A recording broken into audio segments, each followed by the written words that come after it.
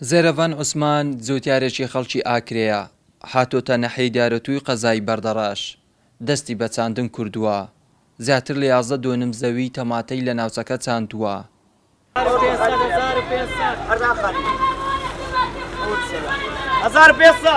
بارە منێ چێگەرە 3,000 جوت منێ دایە 3,000 ڕوبعی ساڵە منێ کەری 500 دینارە معنە زەرەرم فول زەرەرە ئازیلێت کەمە پێ خرانە بینەکە بە زەحمەتەکەی ناکەوێت ئەمە 5-6 حاو نەفەر لێ دەکەینەوە ڕۆژێ لە باو ڕۆژێ پێوەینە هەباس لێبیتە پێ خراونە بیت زەرەرەکە نەبیتە زەرەرەکە زۆر. بارزان عەبدوڕەحمان دوکاندارێکە لە عەلوەی بەردەڕاش، دوکانەکەی پڕە لە بەرهەمی خۆماڵی، دەڵێ ئێستا بەرهەمە خۆماڵیەکان نرخیان زۆر هەرزانە. یعنی 24 کیلۆ بە 2,000 یعنی کیلۆ بە 100 دیناری دێتەوە.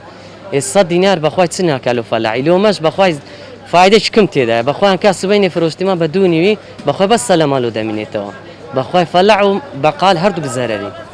بەڕێوبەری کوشتتوکاڵی بەردەڕەشیش هۆکاری هەرزانی نرخی بەروبوومی ناخۆیی ئەمساڵ دەگەڕێنەوە بۆ جوتیارێکی زۆر لە قەزای بەردەڕەش، دەستیان بە چاندنی بەرهەمە خۆماڵیەکان کردووە.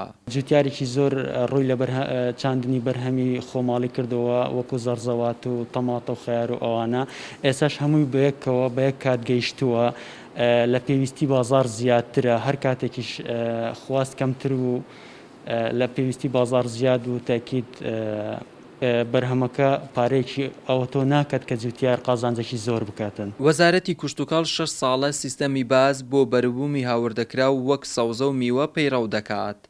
ساڵانە لە کاتی پێگەیشتنی بەروبووی ناخۆیی حکوومەتی هەرێمی کوردستان باز دەخاتە سەر بەروبوومی هاوردەکراو. بۆ ئەم ساڵ 14 جۆر باز لە سەوزە و میوە بازیان خراوەتە سەر، 4 جۆریش سەوزە و میوە هاوردەکردنی قەدەغە کراوە، بەڵام هێشتان بڕیارەکانی حکوومەت بەدڵی جوتیار نییە. محەممەد جەلیل، کەناڵی گەلی کوردستان، بەردەڕەش.